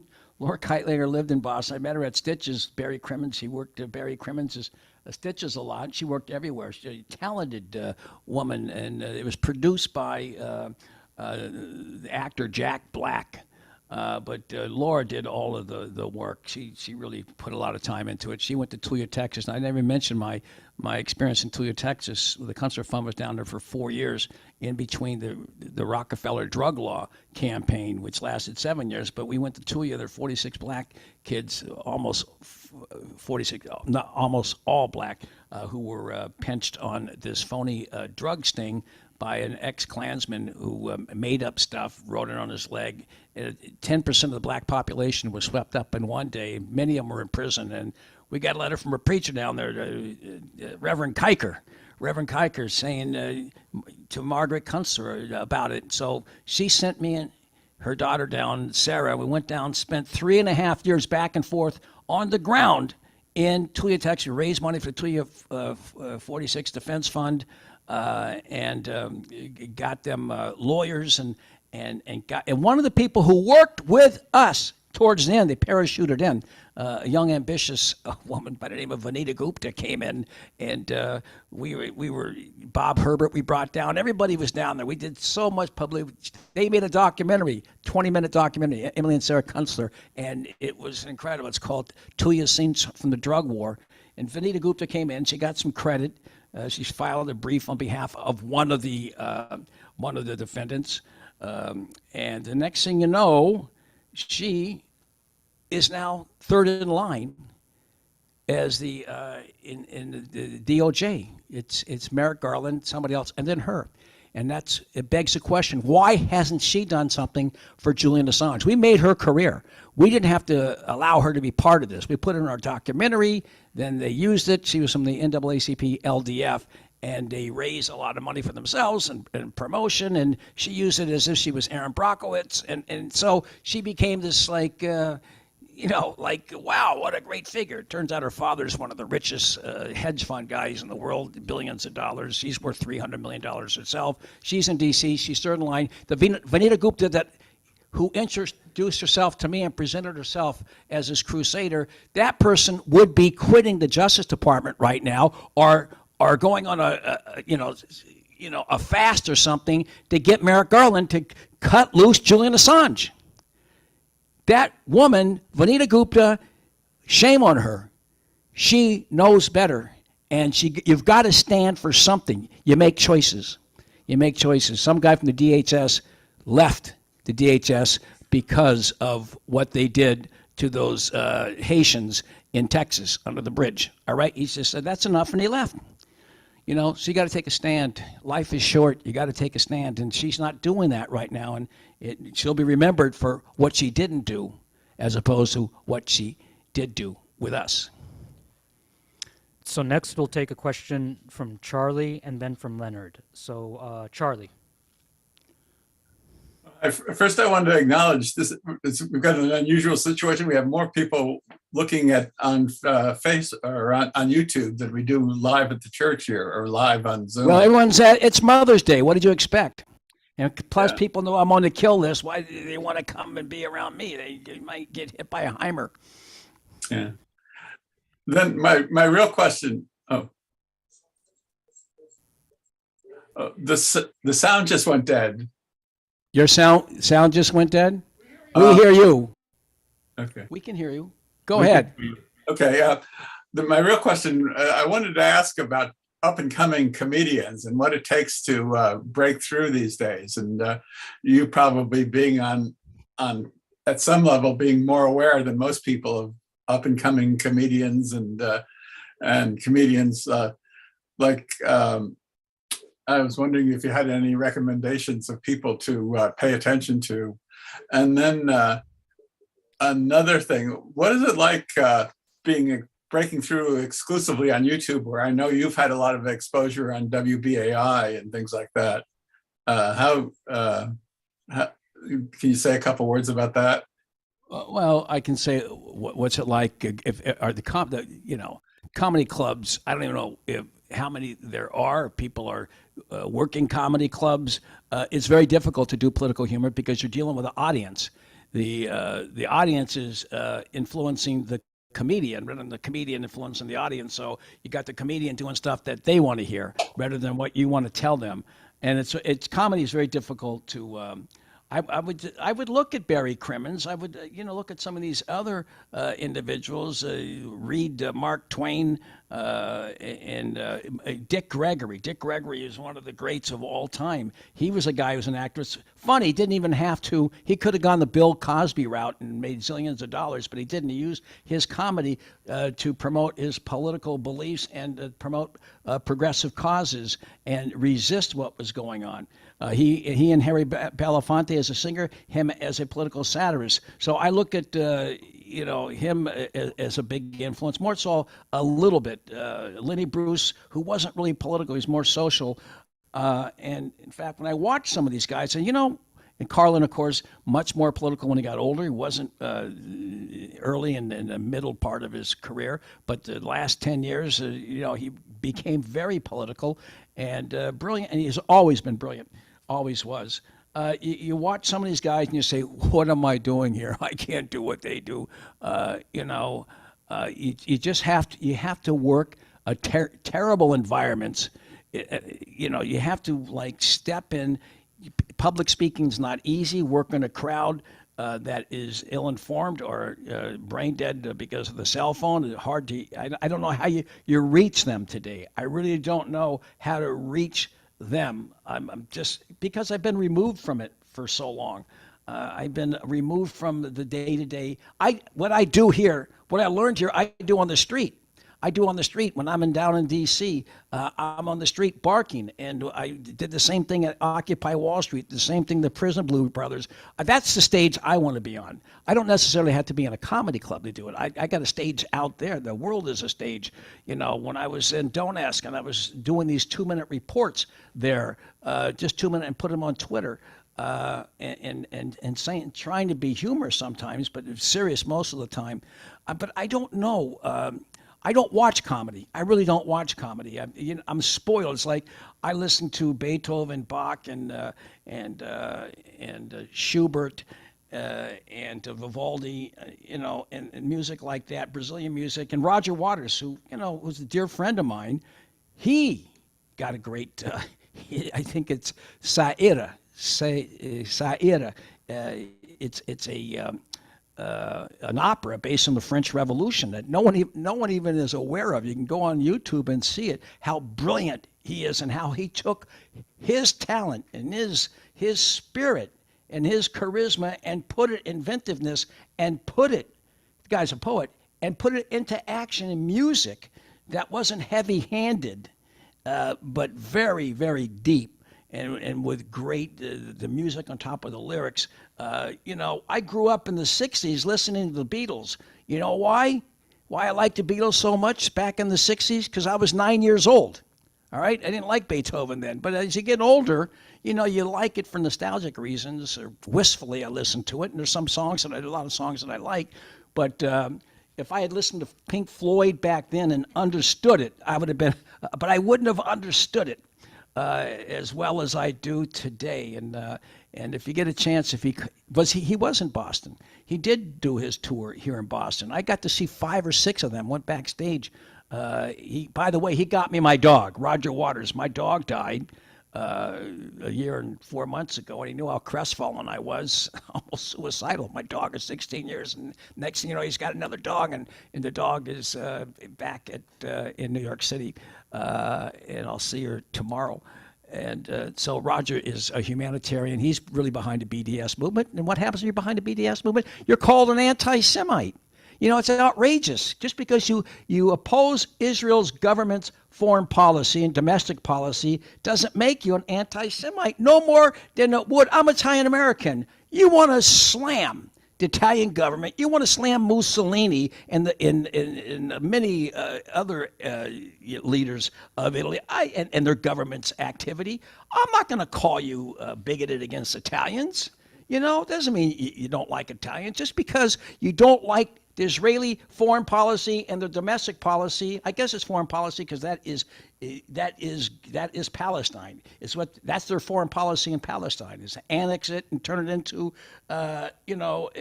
into occupied territory. We oppose that. I'm sure many Israelis do too. It doesn't make it. It's so childish to use, oh, you're an anti-Semite because you don't like what Israel, no, so you like what Israel's doing. You like them killing the 14 kids the other day. You like that. That's good, huh?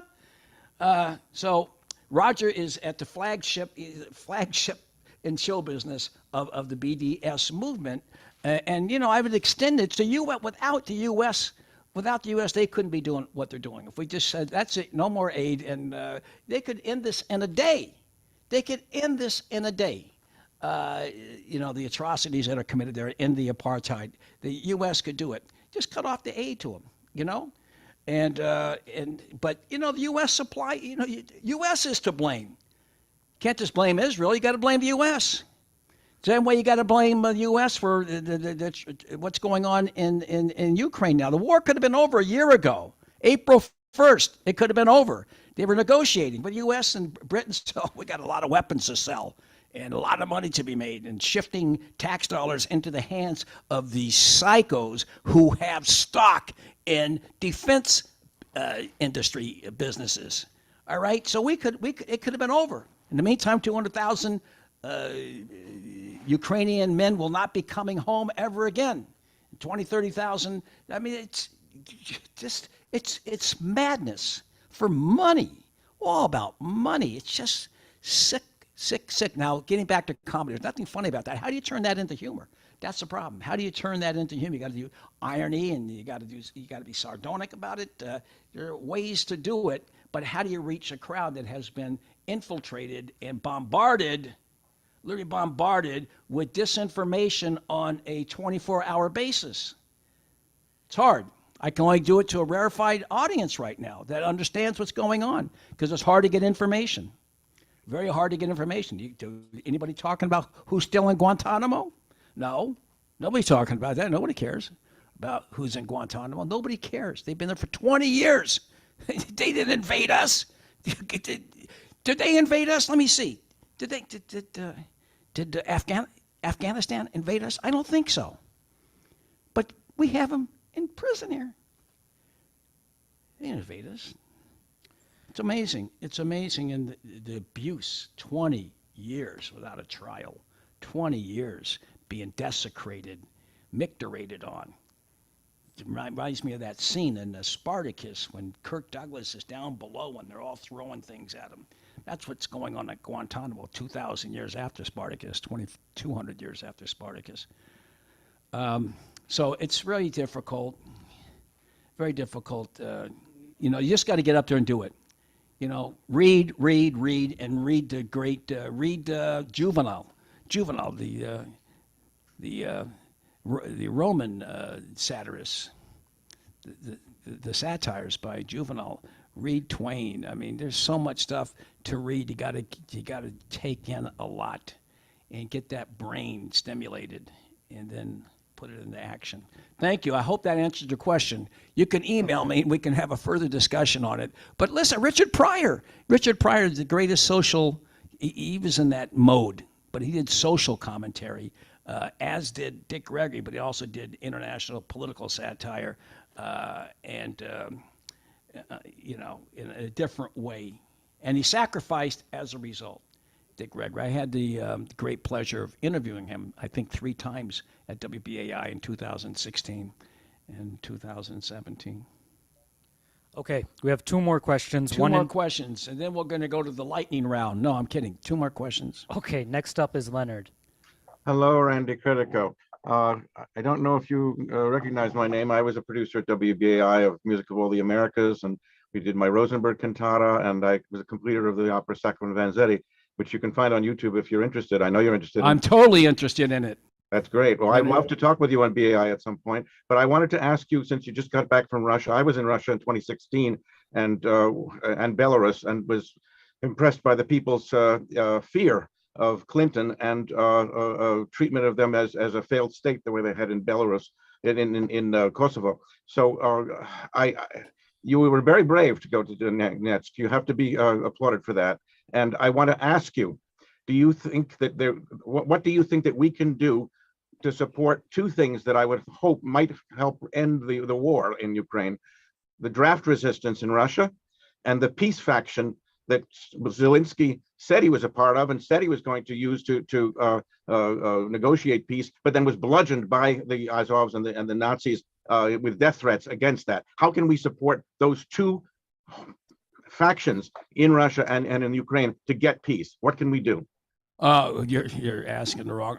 What we can do is have Biden call up Zelensky and say it's over, and you're going to sit down and negotiate. This is what I had a 2.5-hour interview. Hasn't even been put out there. When this gets put out there, they're going to put me at the top of the death list here. But with a guy, Alexei's his name, and he was I'm using that as a pseudonym, who is actually from Donetsk. He's Ukrainian though. He's Ukrainian. Ukrainian speaks Ukrainian. He also speaks Russian, like most all Ukrainians do. They all speak Russian. I mean, it's really Russian. If you take a look at it, you got to look at the history of that country and try to. It's Little Russia. That's what they call it, Little Russia. Yeah, Little Russia, and the Austrians had part of it, and so did the Poles. So. You take a look at what this guy said. I mean, it'll be coming out soon as we get the subtitles on it. But I had a cameraman, and this guy came all the way in from Donetsk. He was the head of emergency services in Kiev during the Maidan coup there. And what was happening to the people there that were Russian and didn't like the coup, didn't like the Victoria Nuland just coming in and said, we're going to put you in, and you in is as if it was a basketball team and they were the coach. You know what I mean? So they substituted someone that couldn't throw the ball in there. If I can make this lousy metaphor into something longer. But so this guy, if you listen to this, it'll be coming out soon. I don't know where I'm going to put it on my website, I guess. But he said that, look, he's worried about the fact that there could be a nuclear war real soon. He says that something's going to happen. It almost happened, one was almost, if you watch John Pilger's documentary on the coming war on China, there was almost, there was aimed, somebody was going to launch it, and he had to be tied down. They launch one towards China. It was going to happen. I don't know, 1962. And you got to hear the story on it and all the witnesses to it. So something like that could happen. Something could happen, and once one goes, the rest are going. He says he fears that it's going to happen, an accidental one, if not like a deliberate one. Russians are not going to give up. Let's get one thing straight. They're not giving up that territory there. So if we're going to keep pouring in stuff and they consider it an existential threat, then they'll use one. I mean, a guy said it to me. He says, how do we end this thing short of using a nuclear weapon, somebody else? So I don't know. What you can do is to try to get your representative, Markey, and the rest of these Democrats to support a peace plan. Get them talking again. The profits can't override the survival of this world. And so that's what's at stake here. You're going to gamble. How far do you go with the Russians? How much do you have to make before you finally cash in your chips and leave? All right? You're going to wait until the House takes it all? That's what's going to happen. The House taking it all is nuclear weapons being detonated everywhere before, one is used. I mean, you've made enough profits. How much deeper are we going to get into this before we provoke one? Watch the movie On the Beach. You've seen it. Randy, you said that the Russians are not going to give up. They're not going to give Donbass. That's not going back to. They're not going to give back. What are you referring to? You're not referring to all of Ukraine. You're referring to Donetsk. And no, Donbass, and Crimea. It's not going to be in Ukrainian hands. They have to. That's the Minsk agreement. All right. They're just going to have to. And let's hope. If they keep pushing this, Ukrainians are going to lose more and more territory until they lose it in Odessa. So they better, right now is the time to say, all right, it's over. We are artificially keeping them around. And by doing that, it's only leading to the slaughter because there's no match for the Russians. No match whatsoever. This army is finished. This Ukrainian offensive, what do you think? There's going to be 100,000 troops. Ukrainian troops are going to be marching through Bakhmut all the way into Donbass? That ain't going to happen. They know it, And so we've got to have the settlement, the original settlement that Angela Merkel signed off on and said it was a ruse. You got to get to that. And it's going to take a long time to rebuild. I feel so bad for the Ukrainians, as I do Russians, because, they're all, they're the same people. It's like Texans fighting people from Louisiana, or Texas and Arkansas, fighting each other and saying one's an Arkansas and the other one's a Texan. They're all the same, right? Yeah, they're Americans, and they all speak the same language. So I don't know what it's going to take, but do hook me up with that Salkin and Vincetti material, and hopefully we don't all end up the same way they ended up, or like the Rosenbergs. I guess I knew Bill Kunstler through the Rosenberg committee that I chaired, and Richard Corey, right? Richard Corey and I were co-chairs of the Rosenberg committee. Right. And I knew and met Bill Kunstler and Morty Sobel and interviewed him. Wow. Others in that. Yeah. We have a lot we can talk about, Randy. I really appreciate your What coming. was his book called? Undoing Time? Morty Sobel? I read that book. Oh, that's quite a long time ago. Yes.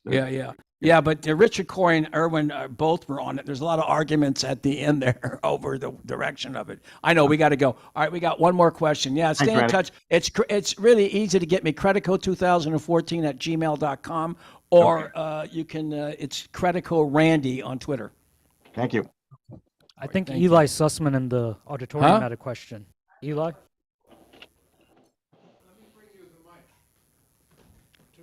Dean's going to bring the mic to Eli, yeah. Eli Wallach, my favorite actor. How do you account for the miracle of your existence? Why did it take your creator God so many billions of years before you were brought into existence on the earth? And since this earth is only a short time, what happens to you when you die and enter heaven? How do you plan to spend your time? Hopefully you got something out of this video. If not, sorry. Swing and a miss. Well, I don't know. My father's Roman Catholic. My mother was a Southern Baptist, and I used to sing "Bringing in the Sheaves" every Sunday.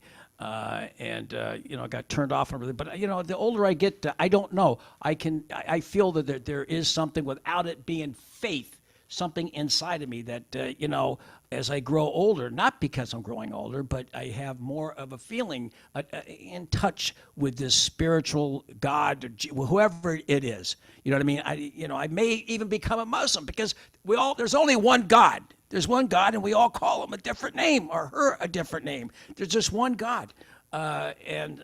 So we're all leading. I talk to Cornel West about this all the time, and he'll say it. And he says, you were put here for a special reason to put your voice out there and do good, even though we're all good and bad. It's that Manichean thing. We all are good and bad. There's bad parts in me. There's good parts. You got to resist it. And it's the God part that comes and takes over the other part that's trying to, the satanic part that's trying to grab you on worldly things. You got to give in to the higher power. And I know you're here for a blink, and I used to think about that when I was 5 years old. Because I'm ingrained with the life, the Christian faith, and I'm lying in bed, and I'm thinking, what am I doing? I'm thinking about heaven, and I said, what am I doing with myself now? I'm up here, and what am I just going to sit up here on a star, just like I was trying to figure it out then. What heaven would look like when I was 5 years old. It used to take up all of my time at night before I went to sleep because, my grandmother, Southern Baptist, yes, Jesus loves me. I went to all every week, Wednesday too, And so I'm rediscovering, a lot of the stuff in the Bible. I rediscovered as the principles, the commandments and all the principles and in the Bible, the New Testament, Old Testament, there's it's so much wisdom and good advice but Muslim as well, Buddhists have a different point of view. But I'm not an expert on religion, in general. I just can tell you what I've gone through. I got a lot of friends of mine who are Muslim. Most of my friends are Muslim and Jews. You know, I live in New York City. I got to tell you, I don't have many Roman Catholic friends in New York City, except for the Irish. I have Irish friends, but that's it. I've expounded too much on religion, which I'm certainly not an expert on. And was that the last question? Yeah. Yeah, that's the last question. That was the last question. All right. Well, All thank right, you. let's have that bottle of Stoller Schleier now, folks. It's ready to go. I'm kidding. Here. Okay, great. Well, thank you, Eli, for that question. Thank you, Randy, for coming to Boston and for the really great talk and engagement with our audience. And thank you, everyone, so much for joining us. Happy Mother's Day to everyone, and tell your mother, your grandmother, your sister, your daughter, Happy Mother's Day, and Right. have a great day. Well, one last thing now. People that, all right, so people are, I know, everyone I know is with their mother or with their kids, are taking them out with their kids on Mother's Day at this time, all right? Coincides on this. You can take a link to this and send it around. So it's on the website there, Community Church of Boston, and you can watch this tomorrow or send it to your friends. Please share it if you found it to be interesting and informative, all right? That's right. I will certainly send it around. It doesn't matter. It's like we taped it, we put it out there, all right? That's right. Thank you. Thanks.